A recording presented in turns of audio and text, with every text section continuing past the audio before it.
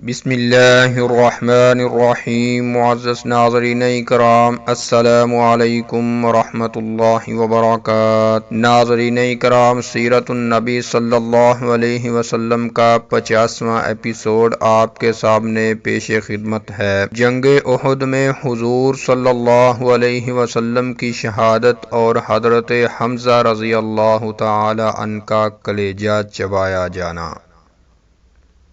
ابو سفیان نے ساتھیوں کے ساتھ پیچھے سے حملہ کیا تو اس نے نعرہ لگایا، عزا کی جے، ہبل کی جے، اور اب مسلمانوں کے سروں پر تلواریں برسنے لگیں۔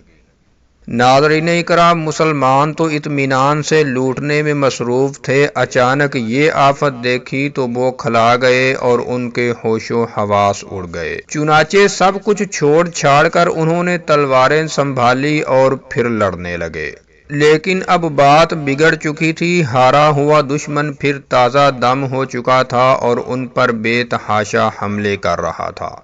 مسلمان بدحواسی کے عالم میں تھے، یہاں تک کہ دوست دشمن کی بھی تمیز اٹھ چکی تھی اور مسلمان کو مار رہے تھے۔ خوف کا یہ حال تھا کہ انہیں اپنا خاص نشان بھی یاد نہ رہا جس سے وہ اپنے بھائیوں کو پہچان لیتے۔ جنگ اب پھر زوروں میں ہو رہی تھی، لیکن اس بار مسلمانوں کی طرف دباؤ زیادہ تھا اور لڑائی کا پلہ دشمن کی طرف بھاری تھا کہ یکایک ایک کافر نے چیخ کر پکارا، محمد مارے گئے۔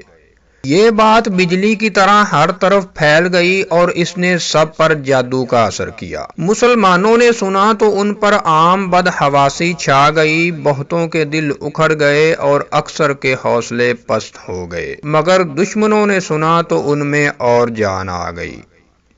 ناظرین اکرام، اگرچہ مسلمانوں میں عام مایوسی اور بد دلی پھیل چکی تھی اور بڑے بڑے دلیروں کے ہاتھ پاؤں پھول چکے تھے، حتیٰ کہ کچھ تو خود ہتھیار پھینک کر کنارے ہو گئے اور کچھ لوگوں نے دوسروں کو بھی یہی مشورہ دیا، لیکن کچھ جوان ایسے بھی تھے جن کے حوصلے ابھی بلند تھے اور جو ایمانی جوش میں ڈوبے ہوئے تھے، چنانچہ وہ پوری جاں بازی سے لڑتے رہے اور جو ہمت ہار چکے تھے انہیں ابھارتے بھی رہے۔ کچھ لوگ تو کہتے، اگر پیارے نبی صلی اللہ علیہ وسلم شہید ہو گئے تو اب زندہ رہ کے کیا کرو گے، لڑو اور جس کے لیے آپ صلی اللہ علیہ وسلم نے جان دے دی اسی کے لیے تم بھی مر مٹو۔ اور کچھ لوگ کہتے، رسول خدا صلی اللہ علیہ وسلم نے تو اپنی ذمہ داری پوری کر دی اور رب کا جو پیغام تھا اسے آپ نے پہنچا دیا، اب تم اس دین کی حفاظت کرو اور اس کے لیے جنگ کرو، اللہ تو زندہ ہے، اس کے لیے تو کبھی موت نہیں۔ ناظرین اکرام، مسلمانوں کی صفوں میں بے ترتیبی ہو چکی تھی اور جو جہاں تھا وہیں گھر کر رہ گیا۔ ادھر دشمنوں کا سارا زور حضور صلی اللہ علیہ وسلم کی طرف تھا، راستہ چونکہ بالکل صاف تھا، اس لیے دشمنوں کے ایک جھنڈ نے آپ صلی اللہ علیہ وسلم کو گھیر بھی لیا اور آپ کی جان لینے کا فیصلہ کر لیا۔ چنانچہ بے دردی سے وہ آپ پر پتھر برسانے لگے اور بے تحاشا تیروں کی بوچھاڑ کرنے لگے۔ پیارے نبی صلی اللہ علیہ وسلم بھی مقابلہ میں تیر چلا رہے تھے۔ اردا گرد چند جانثار بھی تھے جو آپ صلی اللہ علیہ وسلم کو اپنی اوٹ میں لیے ہوئے تھے اور اپنے ہاتھوں اور پیٹھوں پر تیر تلوار روک رہے تھے۔ کچھ جانثار مقابلہ میں مصروف تھے اور بے تکان تیر برسا رہے تھے۔ حضرت سعد بن ابی وقاص رضی اللہ تعالی عنہ ماہر تیر انداز تھے، اس وقت وہ بھی موجود تھے۔ وہ لگاتار تیر برسا رہے تھے، پیارے نبی صلی اللہ علیہ وسلم انہیں خود تیر اٹھا کر دیتے اور فرماتے، تم پر میرے ماں باپ قربان، تیر مارتے جاؤ۔ حضرت ابو طلحہ بھی مشہور تیر انداز تھے، وہ بھی وہاں حاضر تھے، انہوں نے اس قدر تیر برسائے کہ 2-3 کمانیں ہاتھ میں ٹوٹ کر رہ گئیں۔ حضرت ابو دجانہ رضی اللہ تعالی عنہ جھک کر ڈھال بن گئے تھے اور اب جو تیر آتے ان کی پیٹھ پر آتے۔ حضرت طلحہ رضی اللہ تعالی عنہ بھی ہاتھ پر تلواریں روک رہے تھے، چنانچہ ان کا ایک ہاتھ کٹ کر الگ بھی ہو گیا تھا۔ اسی حال میں ایک بدبخت دائرہ کو توڑ کر آگے بڑھا اور چہرہ مبارک پر تلوار کا وار کیا۔ وار اتنا سخت تھا کہ خود کی 2 کڑیاں چہرہ مبارک میں چبھ کر رہ گئیں۔ ایک اور دشمن نے دور سے پتھر پھینکا، وہ پتھر آ کر چہرہ مبارک پر لگا، چنانچہ آگے کے 2 دانت شہید ہو گئے اور مبارک ہونٹ لہو لہان ہو گئے۔ ایک طرف ظالموں کا یہ سلوک تھا اور دوسری طرف رحمت عالم صلی اللہ علیہ وسلم کی زبان پر یہ الفاظ تھے، رب اغفر لقومی فإنہم لا یعلمون، خدایا میری قوم کو معاف کر، وہ جانتے نہیں۔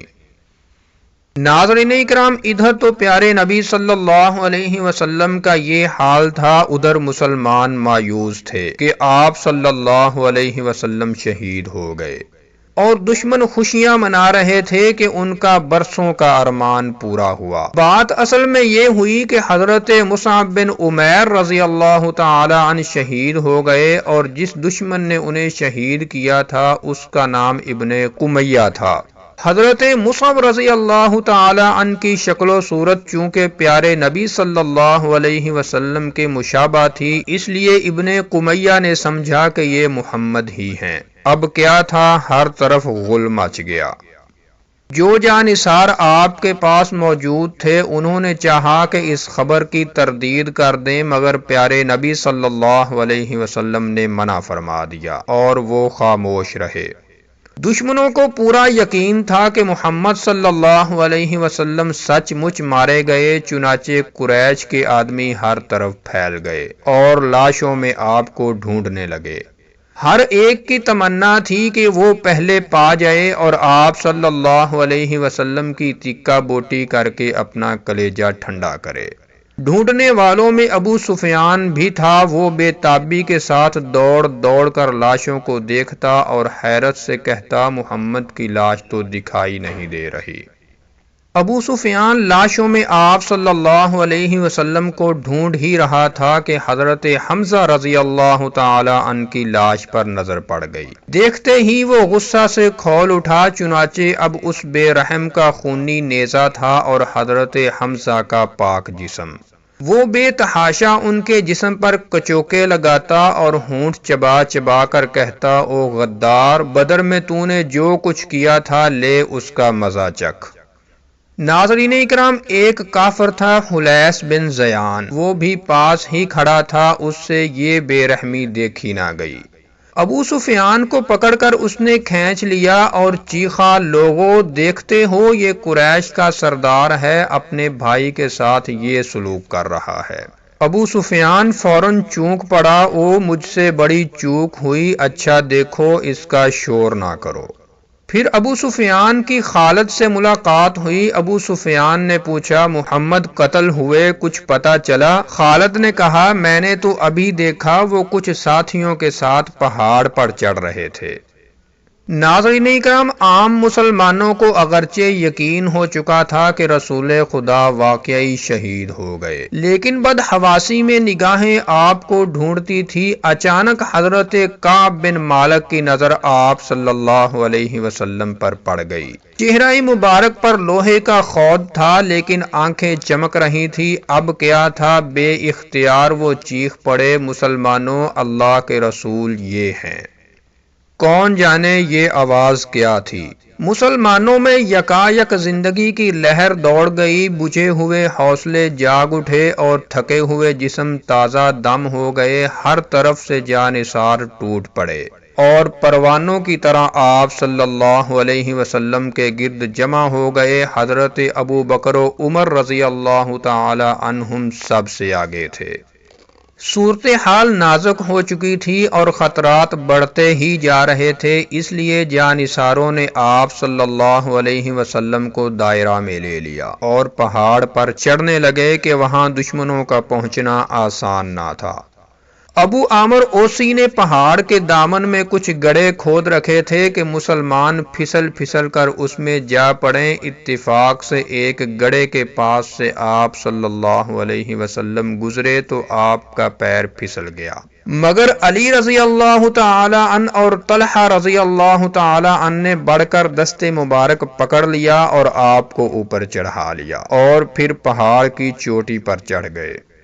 ابو سفیان نے چڑھتے ہوئے دیکھ لیا، لہٰذا وہ بھی فوج لے کر پہاڑی پر چڑھا۔ حضرت عمر اور چند صحابہ رضی اللہ تعالی عنہم کی نظر پڑی تو انہوں نے اوپر سے بے تحاشا پتھر برسائے اور پھر وہ آگے نہ بڑھ سکا۔ ناظرین اکرام، آپ صلی اللہ علیہ وسلم کی وفات کی غلط خبر مدینہ میں بھی پھیل گئی۔ کسے معلوم کہ اس وقت مسلمانوں پر کیا گزری، بے تاب ہو کر وہ آپ کی طرف دوڑ پڑے۔ حضرت فاطمہ رضی اللہ تعالی عنہا نے سنا تو وہ بے قرار ہو اٹھیں اور بدحواسی کے عالم میں وہ بھی دوڑ پڑیں اور نہ جانے کس طرح وہ پیارے باپ کے قدموں تک پہنچ گئیں۔ دیکھا تو ابھی تک چہرہ مبارک سے خون جاری تھا، بے اختیار دل بھر آیا اور آنکھوں میں آنسو آ گئے۔ حضرت علی رضی اللہ تعالی عنہ پانی بھر لائے اور پیاری بیٹی باپ کے زخم دھونے لگی۔ پھر بہت دھویا لیکن خون نہ تھما۔ آخر انہوں نے چٹائی کا ایک ٹکڑا جلایا اور اسے زخم پر رکھ دیا، اس طرح خون فوراً تھم گیا۔ ناظرین اکرام، پیارے نبی صلی اللہ علیہ وسلم کا ایک کٹر دشمن تھا، ابی بن خلف۔ اس کو معلوم ہوا کہ محمد تو ابھی زندہ ہے۔ یہ سنتے ہی وہ غصہ سے بے تاب ہو گیا، چنانچہ فوراً اس نے ننگی تلوار ہاتھ میں لی اور کچھ ساتھیوں کو ساتھ لے کر آپ کی طرف دوڑا۔ اور اس وقت وہ غصہ سے چیخ رہا تھا، محمد کہاں ہے؟ اگر وہ بچ گیا تو مجھ پر جینا حرام۔ قریب ہوا تو آپ صلی اللہ علیہ وسلم نے ایک ساتھی سے نیزہ لیا اور اس کی حلق میں ذرا سا کونچ دیا، بس اتنے ہی سے وہ تلملا اٹھا اور فوراً چیختا چلاتا واپس آیا اور تڑپ تڑپ کر مر گیا۔ اس لڑائی میں 70 مسلمان شہید ہوئے۔ شہید ہونے والوں میں کئی بڑے بڑے جانثار تھے، شیر خدا حضرت حمزہ بھی تھے۔ وحشی خوشی سے اچھل رہا تھا کہ وہی حمزہ کا قاتل تھا۔ وہ ہند کے پاس پہنچا اور اس سے اپنا کارنامہ بیان کر کے انعام طلب کیا۔ ہند نے کہا، تجھے میں اپنا قیمتی ہار دوں گی، ذرا یہ تو بتا وہ ہے کہاں؟ چنانچہ وحشی ہند کو اپنے ساتھ لے گیا اور اسے حضرت حمزہ رضی اللہ تعالی عنہ کی لاش دکھائی۔ ہند کا کلیجہ تو کھول ہی رہا تھا، دیکھتے ہی وہ غصہ سے بے قابو ہو گئی، فوراً جھک کر حضرت حمزہ رضی اللہ تعالی عنہ کا پیٹ چاک کیا، جگر کو باہر نکالا اور بے دردی سے چبانے لگی کہ کلیجہ کی آگ ٹھنڈی ہو، مگر وہ نگل نہ سکی اور مجبوراً اسے اگل دینا پڑا۔ اب اس نے گلے سے ہار نکال کر وحشی کو دے دیا، پھر اس نے قریش کی دوسری عورتوں کو ساتھ لیا اور جا کر مسلمان لاشوں کے ناک کان کاٹے اور ان پھولوں کا ہار بنا کر اپنے گلے میں ڈال لیا۔ معزز ناظرین، دشمن اپنی لاشوں کو دفن کر چکے تھے، اس لیے اب انہوں نے مکہ لوٹنے کا ارادہ کیا۔ ابو سفیان کا دل آج بے انتہا خوشی سے لبریز تھا، چنانچہ دوڑا ہوا پہاڑ کے دامن میں آیا اور زور سے پکار کر اس نے کہا، مسلمانوں، آج کا دن بدر کے دن کا جواب ہے اور آئندہ سال پھر بدر میں تمہارا مقابلہ ہے۔ پھر وہ یہ کہتا ہوا لوٹ پڑا، فوج کے لوگوں نے مقتولین کے ناک کان کاٹ لیے ہیں، میں نے اس کا حکم دیا اور نہ اس سے روکا تھا، مجھے اس سے خوشی نہیں لیکن کوئی رنج بھی نہیں۔ پھر مسلمان پہاڑ سے اترے کہ لاشوں کو دفن کریں۔ یکایک پیارے نبی صلی اللہ علیہ وسلم کی نظر حضرت حمزہ پر پڑی، دیکھا تو جسم کے ٹکڑے بکھرے پڑے تھے، بے اختیار آنکھوں سے آنسو جاری ہو گئے، اس قدر آنسو بہے کہ ریش مبارک تر ہو گئے۔ اس وقت آپ صلی اللہ علیہ وسلم کی زبان سے یہ درد بھرے الفاظ بھی سنے گئے، اف، میری آنکھوں نے ایسا دردناک منظر کبھی نہ دیکھا۔ پھر آپ نے فرمایا، اگر صفیہ حضرت حمزہ کی بہن کو صدمہ نہ ہوتا اور یہ اندیشہ نہ ہوتا کہ یہ چیز میرے بعد سنت بن جائے گی تو میں حضرت حمزہ کو یوں ہی چھوڑ دیتا کہ انہیں گدھ اور درندے کھا لیں، بخدا اگر ان مشرکین پر کبھی بس چلا تو ان کے 30 آدمیوں کی یہی حالت بناؤں گا۔ لیکن اس کے بعد ہی ذہن مبارک میں یہ آیت گونج رہی تھی، اور اگر تم لوگ بدلہ لو تو بس اسی قدر لو جس قدر تم پر زیادتی کی گئی ہو، لیکن اگر تم صبر کرو تو یہ صبر کرنے والوں ہی کے حق میں بہتر ہے۔ اور اے محمد صبر کرو، اور تمہارا یہ صبر اللہ ہی کے سہارے ہوگا، اور ان لوگوں کی حرکتوں پر رنج نہ کرو اور نہ ان کی چال بازیوں پر دل تنگ ہو۔ بے شک اللہ ان کے ساتھ ہے جو اللہ کی نافرمانی سے بچتے اور اس کی ناخوشی سے ڈرتے ہیں اور جو نیک کردار ہوتے ہیں۔ تو ناظرین کرام، یہ تھا سیرت النبی صلی اللہ علیہ وسلم کا 50واں ایپیسوڈ، اور اگر آپ سیرت النبی صلی اللہ علیہ وسلم کا 49واں ایپیسوڈ دیکھنا چاہتے ہیں تو اوپر کراس کے بٹن پر کلک کر کے دیکھ سکتے ہیں۔ السلام علیکم ورحمۃ اللہ وبرکاتہ۔